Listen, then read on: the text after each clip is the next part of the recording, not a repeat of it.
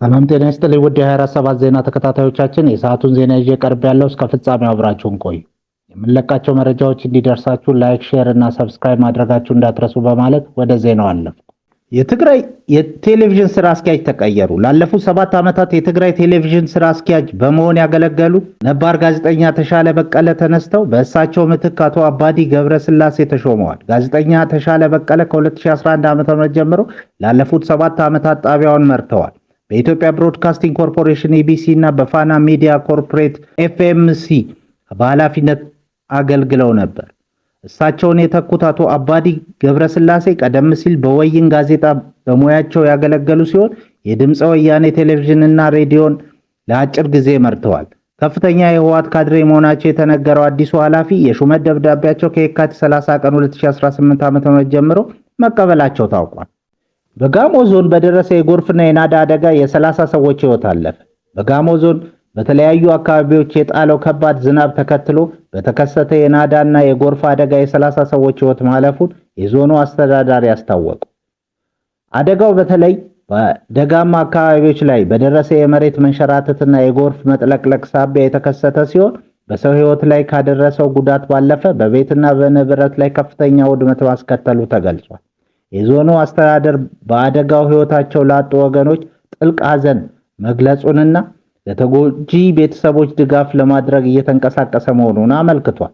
አሁንም ዝናቡ ሊቀጥል ስለሚችል በተለይ ተዳፋትና ለናዳ ተጋላጭ በሆኑ አካባቢዎች የሚኖሩ ነዋሪዎች አስፈላጊውን ጥንቃቄ እንዲያደርጉና ወደ አስተማማኝ ስፍራዎች እንዲጠጉ ጥሪ ቀርቧል። በኦሮሚያ ክልል ባሌ ዞን በደረሰ የትራፊክ አደጋ 11 ሰዎች ህይወት አለፈ። ጉዳት የደረሰባቸው ሆስፒታል ገብተዋል። አደጋው የደረሰው ህዝብ አመላላሽ አውቶቡስ ከበርበሬ ወረዳ ወደ ሮቤ ከተማ ሲጓዝ በዞኑ ጎባ ወረዳ ሞቾ ምሽርጌ ቀበሌ በመገልበጡ እንደሆነ የኦሮሚያ ክልል ፖሊስ ኮሚሽን አሳውቋል። የአደጋው መንስኤ እየተጣራ ነው። የሚሊኒየም አዳራሽ ለማስፋፊያ ስራ መፍረስ ጀመረ። ላለፉት 18 ዓመታት ታላላቅ ኩነቶችን ሲያስተናግድ የቆየው አዲስ አበባ ቦሌ የሚገኘው ሚሊኒየም አዳራሽ በሜድሮክ ኢንቨስትመንት ግሩፕ ለታቀደው ሰፊ የመልሶ ግንባታና የማስፋፊያ ስራ መፍረስ ጀመረ። ይህ ፕሮጀክት ኢትዮጵያ ለምታስተናግደው 32ኛው የዓለም የአየር ንብረት ለውጥ ጉባኤ ኮፕ 32 ዝግጅት አካል ሲሆን በቦታው ላይ ዘመናዊ ሞክሲባይ ማሪዮት ሆቴል ይገነባል። በዚያስ አርኪቴክቸር የተነደፈው አዲሱ ግንባታ ላይ ከመሬት በታች ሰፊ የመኪና ማቆሚያ፣ የላቀ ቴክኖሎጂ እና የተሻሻለ የእግረኛ ፍሰትን ያካትታል። በሌላ ዜና ኢራን በሆርሙዝ ሰርጥ የባህር ላይ ፈንጂዎች መጥመድ መጀመሯ ተነገረ።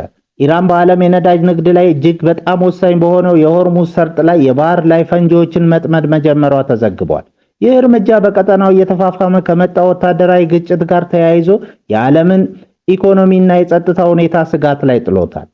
እንደ ሲኤንኤን ዘገባ ከሆነ ኢራን ባለፉት ጥቂት ቀናት ውስጥ በ10 የሚቆጠሩ የባህር ላይ ፈንጂዎችን በመርከብ መተላለፊያ መስመሮች ላይ ጠምዳለች። ምንም እንኳን አሁን ላይ የተጠመዱ ፈንጂዎች ቁጥር አነስተኛ ቢሆኑ ኢራን በመቶዎች የሚቆጠሩ ተጨማሪ ፈንጂዎች በአጭር ጊዜ ውስጥ የመጥመድ አቅም አላት ተብሏል። የኢራን አብዮታዊ ዘብ IRGC 2 እና 3 ፈንጂዎች በአንድ ጊዜ መጫን የሚችሉ ትናንሽና ፈጣን ጀልባዎችን ለዚህ ተግባር እያሰማራ መሆኑን የአሜሪካ የስለላ ተቋማት ገልጸዋል። ቀጠናው በአሁኑ ወቅት እጅግ አደገኛ በመሆኑ የሞት ሸለቆ የሚል ስያሜ እየተሰጠው ይገኛል። ኢራን ከፈንጂዎች በተጨማሪ በፈንጂ የተሞሉ አጥፍቶ ጠፊ ጀልባዎችን እና የባህር ዳርቻ ሚሳኤሎችን በማሰማራት መስመሩን ለማገድ እየሞከረች ነው ተብሏል። አሜሪካ የነዳጅ ጫኝ መርከቦችን በወታደራዊ ኃይል ታጅበው እንዲጓዙ ማድረግ አማራጭን እያጠናች ቢሆንም እስካሁን ግን ይፋዊ ጥበቃ አልተጀመረም። ይህ ዜና እንደተሰማ የነዳጅ ዋጋ በከፍተኛ ሁኔታ ጨምሯል። ታዋቂ የሆኑ የባህር ላይ መድን ሰጪ ድርጅቶች በሆርሙዝ ሰርጥ በኩል ለሚያልፉ መርከቦች የሚሰጡትን የጦርነት ስጋት ሽፋን ሰርዘዋል። በአሁኑ ወቅት ከ150 በላይ የነዳጅና የጋዝ ጫኝ መርከቦች በሰርጡ መግቢያና መውጫ ላይ ቆመው ሁኔታዎችን በመጠባበቅ ላይ ይገኛሉ። ይህ በእንዲህ እንዳለ ትራምፕ ኢራን በሆርሙዝ ሰርጥ ላይ የጠመደቻቸውን የባህር ፈንጂዎች ካላነሳች ከባድ አጸፋ ይጠብቃታል አሉ። ትራምፕ በትሩዝ ሶሻል ገጻቸው ባስተላለፉት መልእክት ፈንጂዎች ካልተነሱ ኢራን ከዚህ ቀደም ታይቶ የማያውቅ ከፍተኛ ወታደራዊ እርምጃ እንደሚጠብቃት አስጠንቅቀዋል። እንደ CNN ዘገባ ከሆነ የኢራን አብዮታዊ ዘብ በቅርብ ቀናት ውስጥ በርካታ ፈንጂዎች በስትራቴጂካዊ የባህር መስመር ላይ ማሰማራት ጀምረዋል። ትራምፕ አክለውም ፈንጂ የሚያጠምዱ ጀልባዎች በሙሉ በቴክኖሎጂ በታገዘ ሚሳኤል እንደሚመቱ ገልጸዋል። ሆኖም ኢራን ፈንጂዎቹን ካነሳች በትክክለኛው አቅጣጫ የተወሰደ ትልቅ እርምጃ ተደርጎ እንደሚወሰድ ጠቁመዋል። የሆርሙዝ የባህር ሰርጥ የዓለም አምስተኛ የነዳጅ ንግድ የሚተላለፍበት ወሳኝ መስመር በመሆኑ ጉዳዩ ከፍተኛ ዓለም አቀፍ ስጋት ፈጥሯል። በኢራን ጥቃት ሳቢያ የኤሚሬትስ ግዙፉ የነዳጅ ማጣሪያ አገልግሎት አቋረጠ። በአቡዳቢ ብሔራዊ የነዳጅ ኩባንያ ስር የሚገኘው የሩዋይስ የነዳጅ ማጣሪያ ጣቢያ በደረሰበት የድሮን ጥቃት ምክንያት አገልግሎት ማቋረጡን ሮይተርስ ዘግቧል። ጥቃቱ በኢራን የተሰነዘረ መሆኑ የተገለጸ ሲሆን በጣቢያው ላይም የእሳት አደጋ አስከትሏል። ከኢራን ጋር እየተካሄደ ባለው ጦርነት ሳቢያ በፋርስ ባህረ ሰላጤ አካባቢ በቀን 1.9 ሚሊዮን በርሜል ድፍድፍ ነዳጅ የማጣራት አቅም መቋረጡን አይአይአር ኢነርጂ አስታውቋል። ታዲያ ነገሩ እንዳይባባስ ያሳሰባቸው በሚመስል መልኩ ትራምፕ እስራኤል የኢራንን የነዳጅ ማዕከላት እንዳትመታ አሳሰቡ። የአሜሪካው መሪ ዶናልድ ትራምፕ አስተዳደር እስራኤል በኢራን የነዳጅ መሰረተ ልማቶች ላይ ተጨማሪ ጥቃት እንዳታደርስ ጥያቄ ማቅረቡ ተሰማ። ይህ ጥያቄ የቀረበው በሁለቱ ሀገራት ጥቃት ምክንያት የዓለም የነዳጅ ዋጋ ሊንር ይችላል ከሚል ስጋት መሆኑ አክሲዮስ ዘግቧል። ትራምፕ የነዳጅ ማዕከላትን መምታት እንደ መጨረሻ አማራጭ እንጂ አሁን መደረግ የለበትም የሚል አቋም አላቸው። ለዚህም ምክንያቱ ጥቃቱ የኢራንን ሕዝብ እንደሚጎዳ የባህረ ሰላጤው ሀገራት ላይ የአጸፋ ጥቃት ሊያስከትል እንደሚችልና ከጦርነቱ በኋላ ከኢራን የነዳጅ ዘርፍ ጋር የመተባበር ፍላጎት ስላለ ነው። ሴናተር ሊንዚ ግርሃምም የኢራን የነዳጅ ኢኮኖሚ ለወደፊቱ የሀገሪቱ ግንባታ ወሳኝ በመሆኑ ጥንቃቄ እንዲደረግ አሳስበዋል። ስቲቭ ዊትኮቭ ወደ እስራኤል ሊጓዙ ነው። የዲፕሎማሲ መፍትሄ ፍንጭ ተሰጥቷል።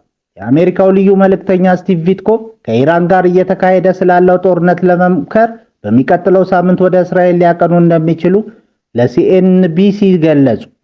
ዊትኮቭ በሰጡት መግለጫ ኢራናውያን መነጋገር ይፈልጉ እንደሆነ እናያለን በማለት ለግጭቱ ዲፕሎማሲያዊ መፍትሄ ሊኖር እንደሚችል ፍንጭ ሰጥተዋል። አክለውም አሜሪካ የኢራንን የዩራኒየም ማበልጸጊያ አቅም ሙሉ በሙሉ በሚባል ደረጃ ማውደሟን ገልጸዋል። በሌላ በኩል ሩሲያ ለኢራን ወታደራዊ መረጃ እየሰጠች ነው የሚለውን ክስ ሞስኮ ማስተባበሏ መልእክተኛው ተናግረዋል። ይህ ማስተባበያ የተሰጠው ፕሬዝዳንት ዶናልድ ትራምፕ ከሩሲያ ፕሬዝዳንት ቭላዲሚር ፑቲን ጋር ሰኞ ዕለት ባደረጉት የስልክ ውይይት እንደሆነ ተገልጿል። ዊትኮቭ በዚህ ሳምንት ስለ ሩሲያ፣ ዩክሬን፣ ጋዛ እና ኢራን ጉዳዮች ተከታታይ ስብሰባዎችን እንደሚያደርጉም ታውቋል። የእስራኤል ጠቅላይ ሚኒስትር ቤንጃሚን ኔታንያሁ በቢሮአቸው ይፋዊ የኤክስ አካውንት ላይ የኢራን ሕዝብ በሕይወት ዘመን አንድ ጊዜ ብቻ የሚፈጠር ዕድል ብለው የጠሩትን አጋጣሚ እንዲጠቀሙበት አሳስበዋል። ኔታንያሁ ለኢራን ሕዝብ ባስተላለፉት መልእክት ዕድላችሁን በእጃችሁ ለመያዝ ተዘጋጁ ሲሉ ጥሪ አቅርበዋል። አያቶላ አሊ ካሚኒ በሕይወት እንደሌሉ የገለጹት ኔታንያሁ የኢራን ሕዝብ በሌላ አምባገነን መተካት እንደማይፈልግና ለውጥ ለማምጣት አሁኖቹ ጊዜ መሆኑን አስገንዝበዋል። እስራኤልና አሜሪካ በርካታ የኢራን ወታደራዊ ኢላማዎችን በመምታት አመራሩን ማዳከማቸውን የገለጹት ጠቅላይ ሚኒስትሩ ጊዜው እየቀረበ ነው፣ ችቦውን ለእናንተ እናስረክባለን ብለዋል። በሌላ በኩል ኢራን በሆርሙዝ ባህረ ሰላጤ ላይ የባህር ውስጥ ፈንጂዎችን በማዘጋጀት ለአሜሪካ መርከቦች ስጋት መሆኗ ተዘግቧል። ክቡራን አድማጮቻችን ለሰዓቱ ያልናቸውን ዜናዎች በዚህ እናበቃለን።